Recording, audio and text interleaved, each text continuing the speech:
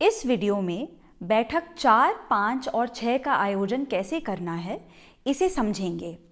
साथ ही जेंडर को ध्यान में रखते हुए यानी कि महिला और पुरुष के सामाजिक सांस्कृतिक परिभाषा को ध्यान में रखते हुए बैठक को कैसे आगे बढ़ाना है इसे भी जानेंगे। तीनों बैठकों की शुरुआत लोगों का स्वागत कर सामूहिक गीत और जेंडर शपथ के साथ शुरू करें।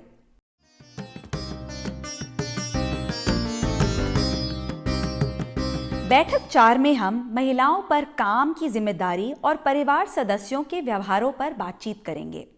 इन उद्देश्यों को ध्यान में रखते हुए बैठक को आगे बढ़ाएं। घर के सभी कार्य विभाजन कैसे होते हैं इसे कहानी के जरिए समझना, एक कुपोषित महिला की पहचान कैसे की जाती है इसे जानना और कुपोषण चक्र को तोड़ने के लिए परिवार सदस्यों और सिरहा गुनिया दाई की जिम्मेदारी को भी समझना। इस बैठक को करवाने में आधा घंटे का समय लगेगा और बैठक के लिए इन सामग्री की ज़रूरत पड़ेगी: chart paper, marker, MUAC tape, तराजू और कुछ छोटे पत्थर। इस बैठक की शुरुआत आदर्श पति पत्नी फूलमती और हरी की कहानी के साथ शुरू करें, जिससे घर में कार्य विभाजन कैसे होता है ये अच्छे से समझ में आए। कहानी से जुड़े सवालों को तराजू खेल के जरिए आगे बढ़ाएं।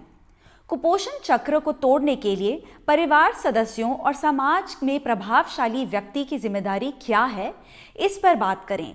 याद रखें कि चर्चा में इन्हीं की भागीदारी सबसे ज़रूरी है, तो सभी गतिविधियों में इन्हीं से जवाब निकलवाएं और पुरुष सास को अपनी बात खुलकर रखने के लिए प्रोत्साहित करें। जैसे कि हम जानते हैं कि कुपोषण महिला या पुरुष किसी को भी हो सकता है, लेकिन यदि कोई महिला कुपोषित होती है तो उसका असर उनके साथ साथ उनके बच्चे और पूरे परिवार पर भी पड़ता है। तो एक महिला कुपोषित है या नहीं इसे हम कैसे पहचानेंगे?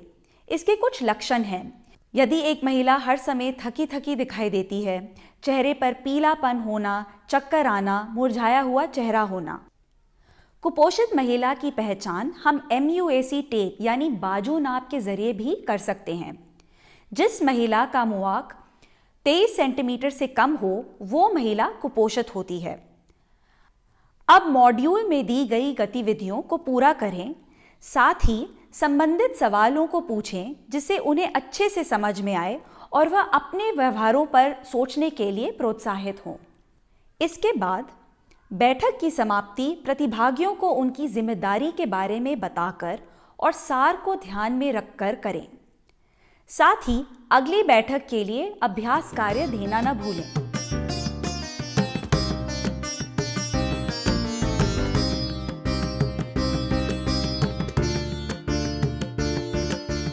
इस बैठक में हमारे 3 प्रकार के प्रतिभागी यानी कि पति, सास ससुर, सिरहा गुनिया और दाई, यह महिलाओं के कुपोषण को बेहतर करने के लिए उपलब्ध संसाधनों की पहचान करेंगे।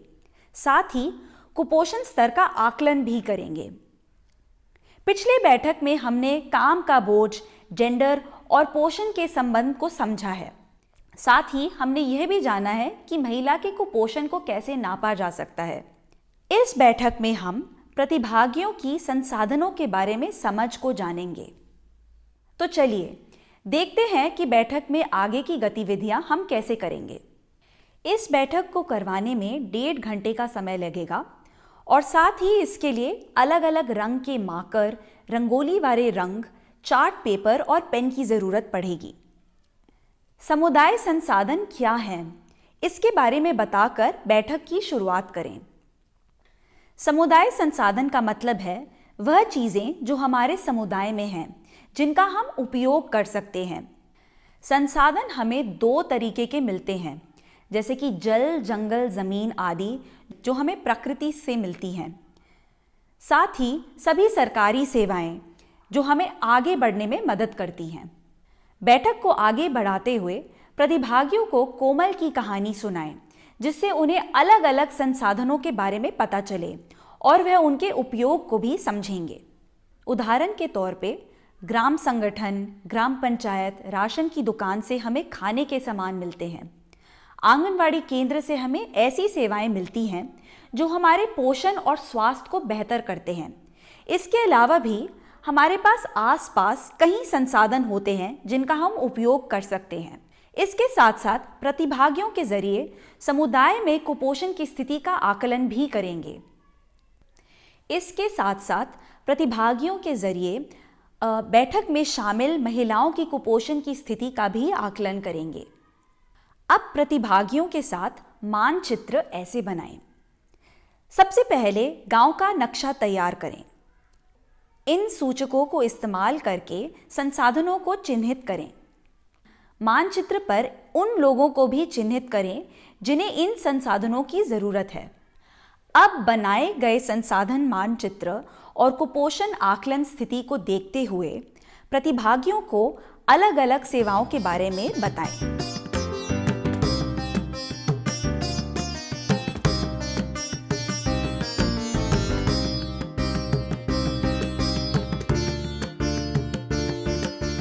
बैठक 6 में हम समुदाय में उपलब्ध सरकारी सेवाओं के बारे में जानेंगे। बैठक की गतिविधियां से हम सेवाओं के महत्व और इनका लाभ उठाने के तरीके को जानेंगे। साथ ही सेवाओं तक पहुंचने में जेंडर की भी भूमिका को समझेंगे। सेवाओं की जानकारी होना एक बात है, बट इनका लाभ उठाने के लिए यह भी ज़रूरी है कि परिवार में माहौल इस योग्य हो कि महिला बच्चे के साथ साथ खुद का भी ध्यान रख पाए। तो बैठक में हम किशोरियों और महिलाओं के स्वास्थ्य और पोषण को बेहतर करने में प्रतिभागियों की जिम्मेदारी पर भी समझ बनाएंगे। इस बैठक को करवाने में 1 घंटे का समय लगेगा। इसके लिए ज़रूरी सामग्री जैसे कि chart paper, marker, school, anganwadi और VHSND सेवाओं के चित्र को पहले से ही तैयार रखें। इस बैठक में हम जानेंगे कि समुदाय में किशोरियों और महिलाओं के लिए पोषण और स्वास्थ्य से जुड़े कौन कौन से सेवाएं उपलब्ध हैं। लाभदायक संसाधनों को हम इन 6 जगहों से पा सकते हैं: आंगनवाड़ी केंद्र, उप स्वास्थ्य केंद्र, स्कूल, सरकारी राशन की दुकान, ग्राम पंचायत, ग्राम संगठन।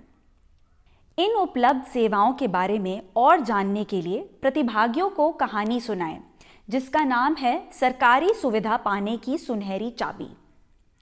कहानी सुनाने के बाद उस पर चर्चा करके उनसे सवाल करें।